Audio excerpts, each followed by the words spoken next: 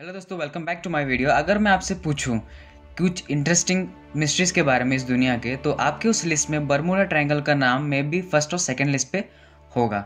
तो आज उसी बर्मुडा ट्रायंगल से रिलेटेड कुछ थ्योरीज को आपके सामने मैं रखने वाला हूँ। सो इस वीडियो को अंत तक देखना दोस्तों, और अगर आपको ये वीडियो पसंद आ जाए तो लाइक, शेयर और कमेंट भी करना दोस्तों, और सब्सक्राइब करना ना भूलिए।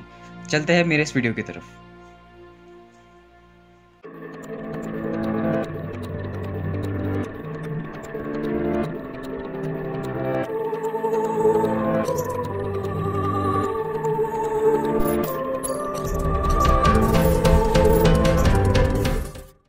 तो दोस्तों, बर्मुडा ट्रायंगल के बहुत सारे नाम हैं, जिनमें से कुछ नाम Hoodoo Sea, Devil's Triangle, Twilight Zone, Limbo of the Lost, ये सब नाम है। बट मोस्ट कॉमनली जो नाम हम सब जानते हैं वो है बर्मुडा ट्रायंगल दोस्तों।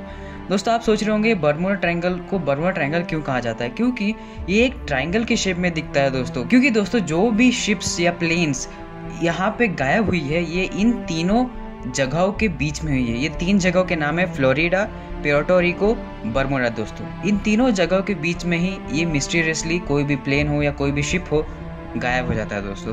सो इन्हीं मिस्ट्री से रिलेटेड मैं कुछ थ्योरीज आपके सामने रखने वाला हूँ दोस्तों। मार्च 1918 को एक यूएस नेवी का शिप जिसका नाम साइक्लोप्स था, रहस्यमय तरीके से डूब जाता है दोस्तों।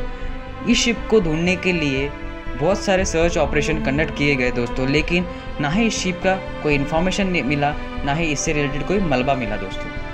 ठीक 4 साल बाद यूएस नेवी के कुछ 4 प्लेन्स ठीक बर्मुडा ट्रायंगल के ऊपर से उड़ रहे थे दोस्तों, और उन्होंने कुछ ऐसा एक्सपीरियंस किया जो आज तक मालूम नहीं पड़ा दोस्तों। वो प्लेन्स भी गायब हो गए। रडार सिग्नल को ना ही उनका कोई इन्फॉर्मेशन मिला, ना ही उनसे रिलेटेड कुछ मलबे मिले दोस्तों, जिनकी मदद से उन 5 प्लेनों का पता लगाया जा सकता था। तो दोस्तों, विंसेंट गैडिस ये एक ऐसा नाम है जो उस टाइम पे बहुत फेमस हो गया था, क्योंकि इन्होंने एक बर्मुडा ट्रायंगल पे एक आर्टिकल लिखा था जो बहुत जल्दी स्प्रेड होने लगा दोस्तों। क्योंकि इनकी उस आर्टिकल के हिसाब से बर्मुडा ट्रायंगल एक दूसरे पैरेलल वर्ल्ड को बिलोंग करता है, जिसमें से जो कोई भी शिप हो या प्लेन हो उस बर्मुडा ट्रायंगल में डूब जाता है या खो जाता है, वो दूसरे पैरेलल वर्ल्ड में पहुंच जाता है दोस्तों। इसी चीज़ को प्रूव करने के लिए हमको एक ऐसे आदमी की ज़रूरत थी जो सही सलामत बर्मुडा ट्रायंगल से बच के आया हो दोस्तों, और 1970 में ये हुआ भी दोस्तों।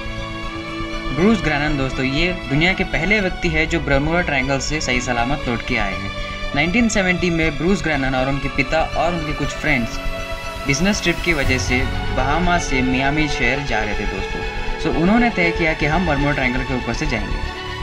कुछ दूरी तय करते ही दोस्तों उन्होंने क्लाउड में एक ऐसा सर्कल फॉग देखा जिन्हें उन्होंने कभी देखा ही नहीं था। उन्होंने तय किया कि उस सर्कल से ये लोग एंटर करेंगे, और जैसे ही वो लोग उस सर्कल में एंटर करते हैं, उनके सामने सब धुंधला धुंधला हो जाता है दोस्तों, सब वाइट हो जाता है। पर जैसे ही वो उस क्लाउड के बाहर निकलते हैं, वो देखते हैं कि हम बहुत ही दूर आ गए दोस्तों। उन्होंने बहुत ज़्यादा डिस्टेंस कवर कर लिया था कुछ ही सेकेंड्स में, और जब उन्होंने टाइम देखा तो सिर्फ 3 मिनट्स के लिए वो उस फॉग में वो लोग थे दोस्तों। और वो कहते हैं कि हम सिर्फ 3 मिनट में 3000 किलोमीटर पर आवर की स्पीड से 150 किलोमीटर तय कर चुके थे। ये बहुत ही अजीब बात है दोस्तों कि 3 मिनट में इतनी स्पीड से कोई कैजुअल प्लेन नहीं उड़ सकता दोस्तों। कई साइंटिस्ट का ये भी मानना है कि उन्होंने जो एक्सपीरियंस किया, जो टाइम लैप्स का एक्सपीरियंस किया, वो उधर बिजली कड़कने की वजह से जो उनके प्लेन के आजू बाजू एक मैग्नेटिक फील्ड बन गया था, उसकी मदद से उनको ऐसा लगा होगा कि इन्होंने बहुत ही कम टाइम में ज़्यादा डिस्टेंस कवर कर दिया दोस्तों। लेकिन ये भी रॉन्ग प्रूफ कर दिया गया बाद में।